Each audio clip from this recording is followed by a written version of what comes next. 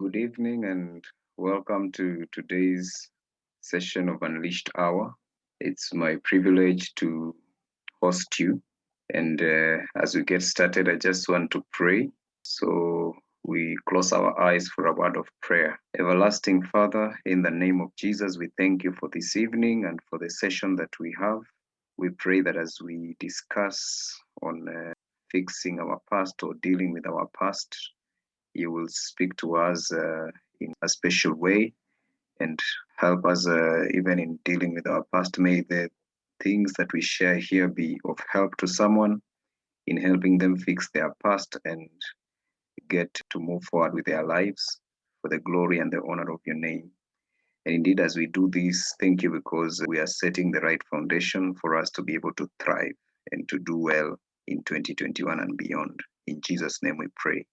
Amen. Once again, thank you for joining us for this time of learning. And what I'm going to do is I'm going to go into the normal session for screen sharing, where we'll be able to follow the notes and the slides as I speak. So allow me to just get into that direction. I believe that you can see from your end that this is a session on fixing the past. We just resumed Unleash our this past Monday. So this is our second session for the year 2021. And as we spoke and shared, I have said that we are excited about 2021 and beyond because we believe that it is our time to thrive. It is our time to excel.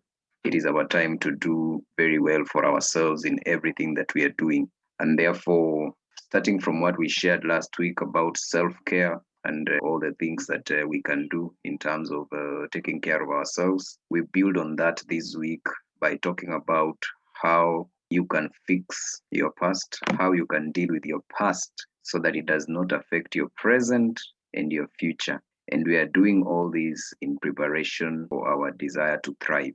Therefore, thank you so much for joining us, and we begin right here. So when we talk about the past is basically the time that is already gone by. And the past can be as huge as decades, or it can be as little as 20 minutes ago. 20 minutes ago belongs to the past. 2 minutes ago belongs to the past. So the past can have a very wide definition and understanding depending on how you look at it. Therefore, as we speak about dealing with the past, I want you to understand that we are dealing with a very huge block of time because some of us, the things that we are struggling with today, have their roots in when we were very young children. Maybe somebody said something to you, maybe somebody did something to you, and as a result of what they did, or as a result of what they said, you ended up carrying those words, carrying the impact of their actions in such a way that it has an impact on you even today. So, as we talk about dealing with the past, we are talking about something that is very critical. And I want to say that I do not speak here as an expert, but I just speak about a few of the insights that I have about how you can deal with your past. As we go along, I want to guarantee that we'll be able to bring on board people who have a background in psychology and people who can, talk to us about the science that goes into dealing with the past. But for me, I will give what I consider practical advice for people, things that everybody can actually do for themselves in working on their past so that the past does not stand in the way of thriving. It does not stand in the way of what you can and need to do now that we are in 2021. So, number one is everybody has got a past. Everybody has got a past. That's something that we need to appreciate and understand that each and every one of us has got a past. For as long as you're alive, for as long as you're here, you have a past you can refer to. And 2020 is a significant part of all our past. I say that because 2020 is the year where a majority of us had an experience with a virus that almost brought the entire world to a standstill. And the impact of that was huge. The psychological impact, the physical impact in terms of limiting people's movement, the economic impact, talk about job losses, talk about retrenchment, talk about people struggling to meet very basic needs.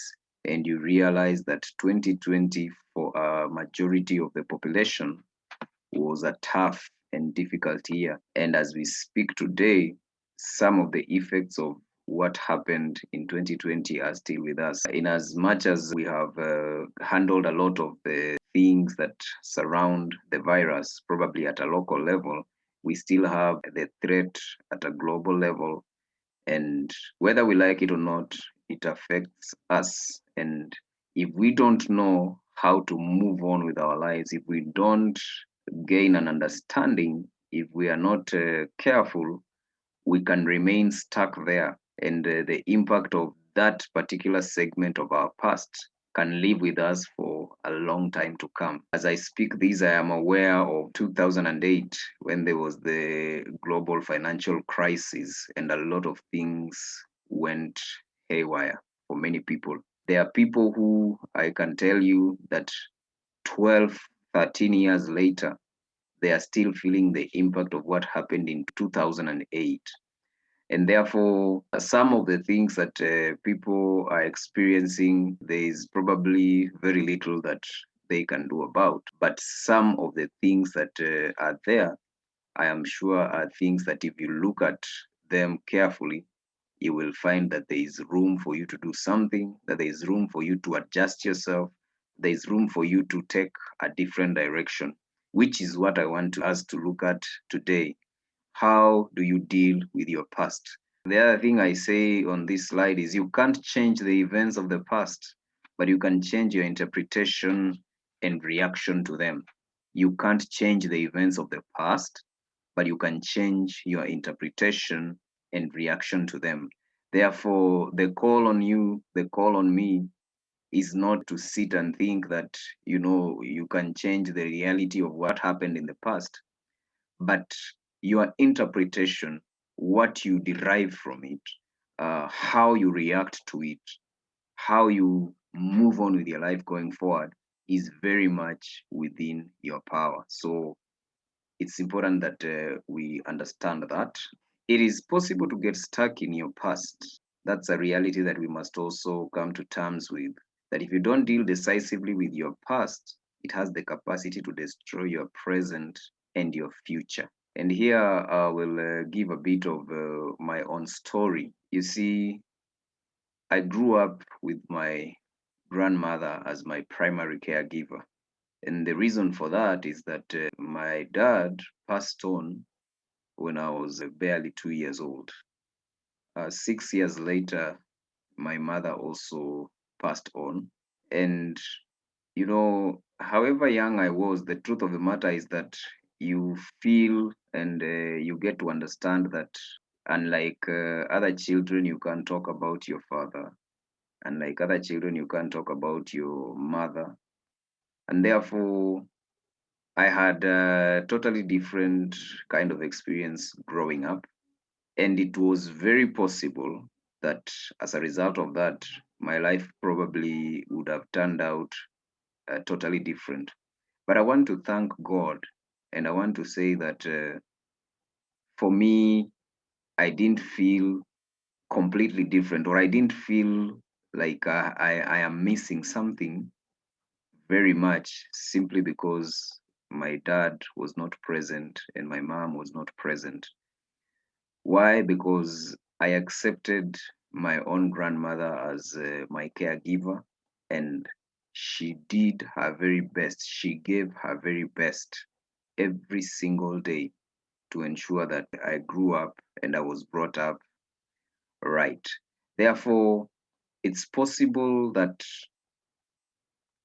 I would have chosen maybe to become rebellious. I would have chosen to act in many different ways. Looking at the fact that, my parents are not present, so I'm being taken care of by someone who is not really my parent. But I chose, and my life unfolded to where I am and who I am today because I accepted and came to terms with the fact that my biological parents are not present, but I have parents and I have people who have given themselves to take care of me, and they have taken care of me well, and I have come this far.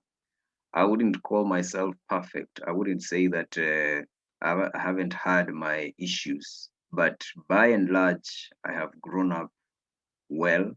I have grown up to be responsible. I've grown up to do what is required of me. I've grown up to do what I know is right to a large extent.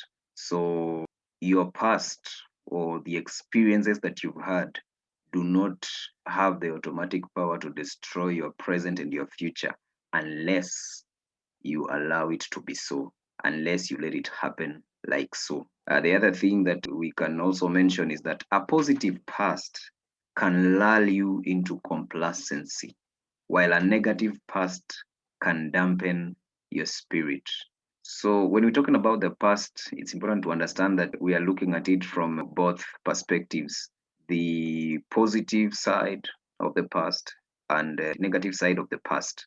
So, when you think about some of the events of your past that were good or came out positively, it is possible that you can develop an attitude of complacency where you are thinking that you've already seen all there is to be seen, you've already experienced all there is to be experienced, you've already been to all the places which you think you need to be and where you believe anybody would want to go. So that complacency can cause you to miss out on many more important experiences, many more important milestones, many more important things that you would actually have had an opportunity to experience if you kept an open mind and were ready to see so much more than what you've seen. So you must learn to deal with the positive aspects of your past by telling yourself that, it's not the end of life. This is not the end of what I need to know or to learn, that there is so much more beyond what I have seen. There's so much more beyond what I've experienced, and I need to be open to it. Then there is the negative aspect of what you have experienced, the things which have taken place in your life, and you look at them and you are like, why would this happen to me? So, such a huge impact on your outlook on life. You must learn to deal with them properly because if you don't, I am saying that those things can dampen your spirit. Those things can dampen your spirit. And what I mean by that is you can lose your zest for life. You can lose your zeal to do anything meaningful with your life because you think, after all, my life ended when event A happened, or, I'm not able to move on from this particular experience that I had at this time. I want to challenge you and to encourage you that life goes on, that there's so much more for you to experience, there's so much more for you to encounter than what you have seen and what you have known so far, however negative it might be, however discouraged you might feel. I want you to understand that there's room for something bigger, something better, something beyond what you have seen to take place and to make a difference in your life.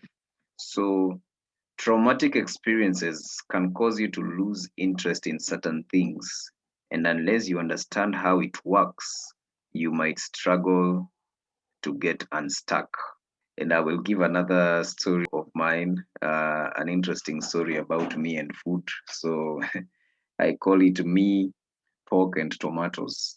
Here I am as a little boy, and for the first time, my grandmother buys pork and it's cooked, and we all have a very nice meal and enjoy ourselves. But for some reason, the following morning, I wake up and I'm struggling with tonsillitis. Well, right now, I know and understand that there's zero relationship between pork and tonsillitis. But in my head, what registered was that the pork that I ate must be responsible for this tonsillitis. And therefore, that marked the beginning of a period of time where I would not interact with pork whatsoever. What happened is that for about 6, 7 years, I could not eat pork because in my head, the understanding was that the pork was responsible for my tonsillitis. So I steered clear of the same. The same thing happened also with regard to tomatoes. I think there's a time where I was given some food, and probably because the tomatoes were not properly cooked, I ended up swallowing a bit of tomato that hurt my throat. And therefore, for some time again, I steered clear of eating tomatoes. You would give me food with tomatoes, and I would remove every tomato that my eyes could see. Every bit of tomato my eyes could see, I would remove it from the food so that I would eat my food tomato free. Might seem like a far fetched example, but to my young mind, it was such a big deal. It was such a stressful thing. And I struggled. I struggled to handle it. I struggled to deal with it. So, the question that probably I'm asking myself at this point, as you listen to me and as you listen to this, is what are some of the experiences you've had in the past that have kept you stuck? Because unless you understand how to deal with them, you might be stuck for a long time. Then there is the issue of over the top experiences or performances. When you allow them to go into your head, they can cause you to lose the drive to excel. The Swahili have a saying, mgema akisifiwa, tembo hulitia maji. Loosely translated, when the brewer receives praise for the greatness of his brew, he begins to dilute it.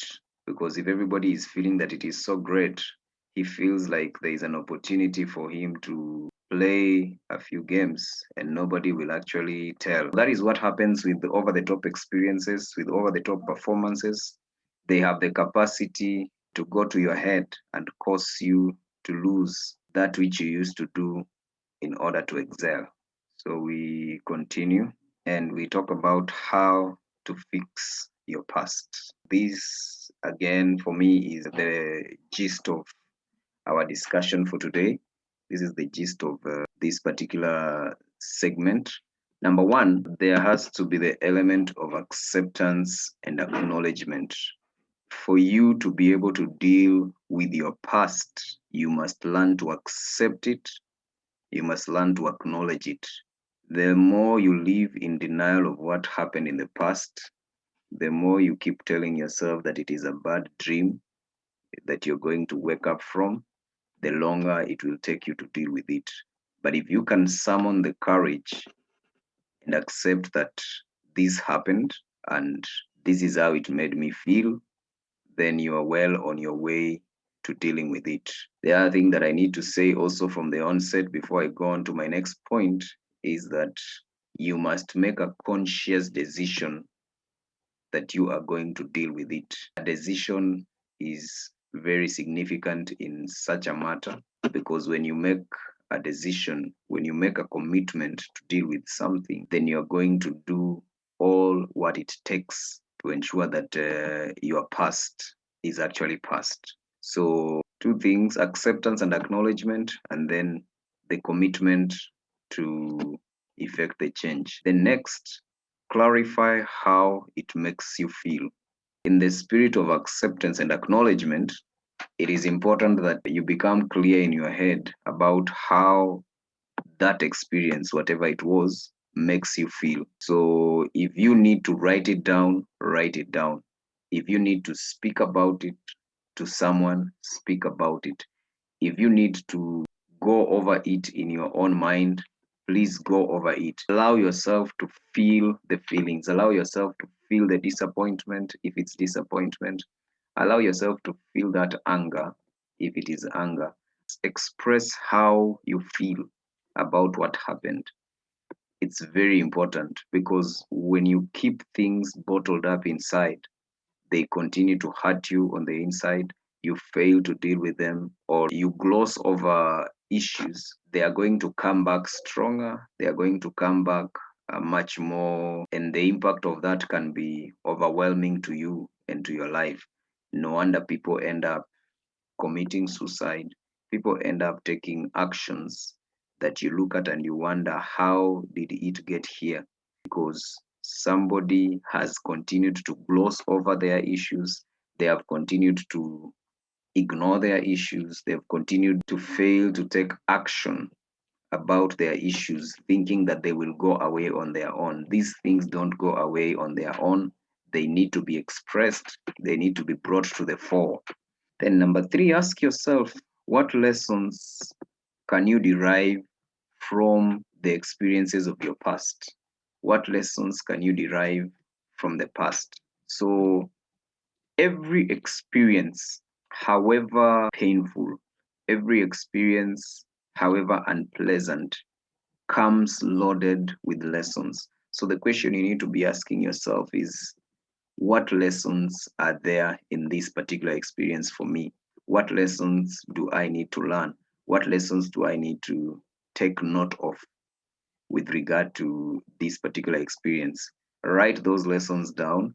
Ask yourself how you're going to apply them in your life. For example, you have had a bad experience going through a particular street in town, which probably you had heard before that it is not a good street, it's full of con men and pickpockets or something like that. It's important that you learn and adjust your way of doing things so that you don't find yourself in that street again unless it is absolutely necessary. So ask what lessons are there to be learned and then apply those lessons going into the future.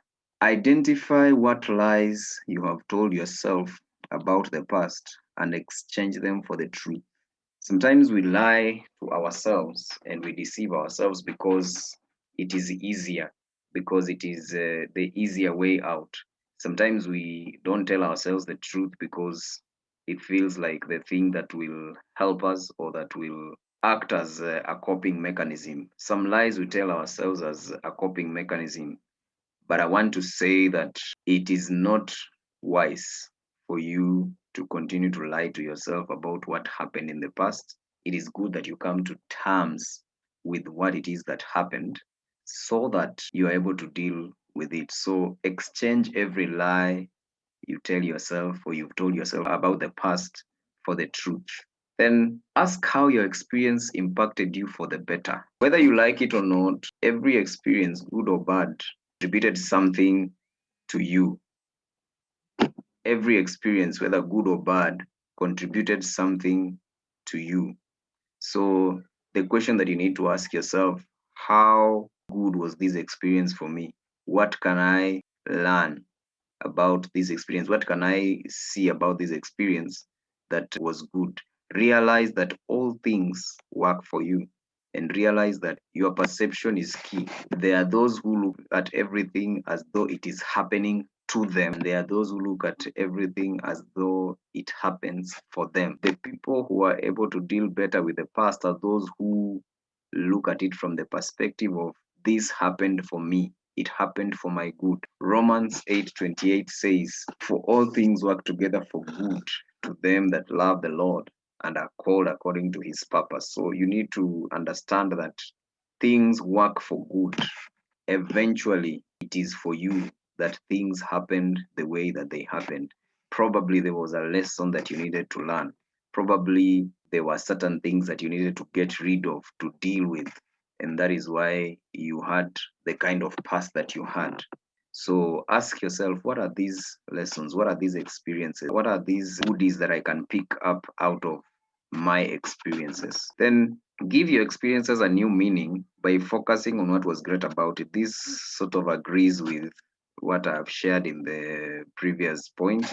Give your experiences a new meaning.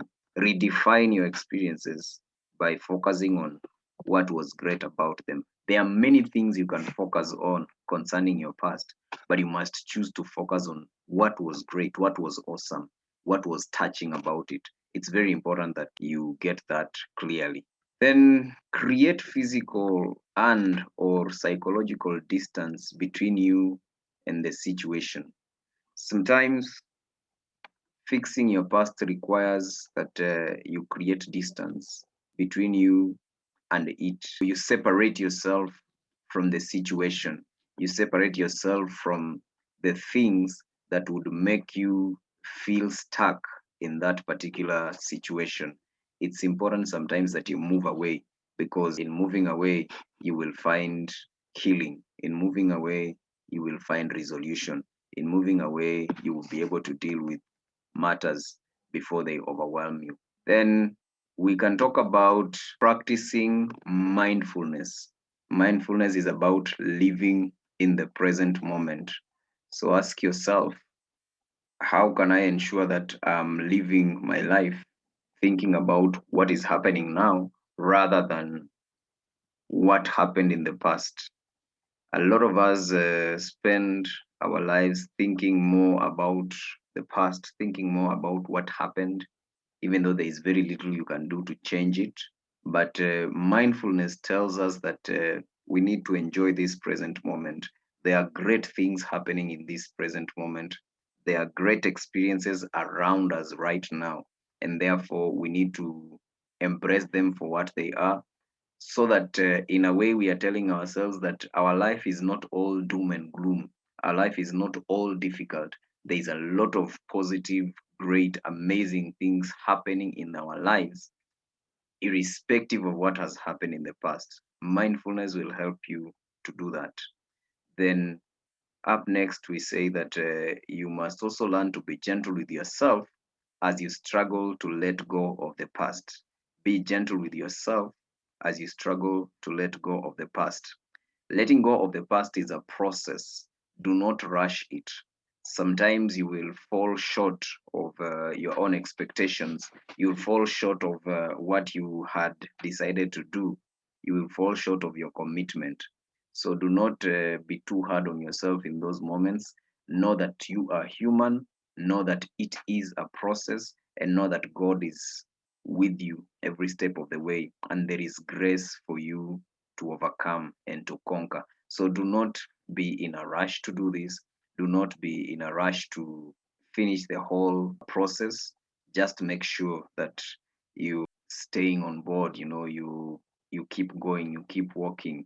If you feel faint, you take that break, but you continue walking towards the path of healing, towards the path of dealing decisively with that past, because hey, it is within your capability to do so. It is within your capability to conquer and to overcome. Then know and operate within your circle of influence. One of the things that keeps people stuck in the past is not understanding what is within their circle of influence. When we talk about the circle of influence, this is a concept that was popularized by the writer of The 7 Habits of Highly Effective People, Stephen R. Covey. There are things in your life which you have control over. For example, you have control over whether you can forgive someone who wronged you in the past. That is within your circle of influence. So you can choose forgiveness, whether they have asked for it or not. You can choose forgiveness for your own sake. You do not have control over whether that person will apologize. So it is possible for you to get stuck in the past if you're waiting for the apology of someone before you move on with your life. So ask yourself, what is within my circle of influence concerning what happened in the past?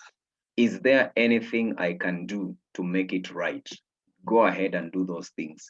The things that are clearly in someone else's hands, the things that are beyond your control, do not stress nor struggle with them. Allow things to unfold at their own time, at their own pace, the very things that you cannot control. But anything you can control, please push that lever, push that decision, make that move, do what you know and believe is right. And I guarantee you, success will be yours. So the next thing that I want to mention is seek professional help if need be. There are plenty of therapists, plenty of counselors, plenty of pastors, and other ministers, other servants of God in every religion, so to speak, who would be able to come in and help you in working or in dealing with your past. So, if for some reason you realize or you feel like you're not able to walk through the whole thing all on your own, then it's wise, it is needful, it is recommended, it is necessary that you seek professional help. Because with professional help, you'll be able to walk through your situation step by step, so that by the time you come out of it, you are a better version of yourself and you are ready to thrive, which, remember, is what we seek to help you do here, even as we talk about you fixing your past. So, hey, if professional help is what will do the trick for you, by all means, proceed and look for professional help. And professional help sometimes is not expensive. I know people who offer counseling services even for free. You just need to find out who and where they are. But if you can afford a therapist, if you can afford a professional to look at you and to walk with you through the process, by all means, go ahead and do it, because there is no price too high to pay for your well being. The other thing that is important to mention is concerning your issues, please don't be a finger pointer. Don't be a person who is looking at how others are responsible for where you are, how others are responsible for what is happening in your life. Don't be that kind of person.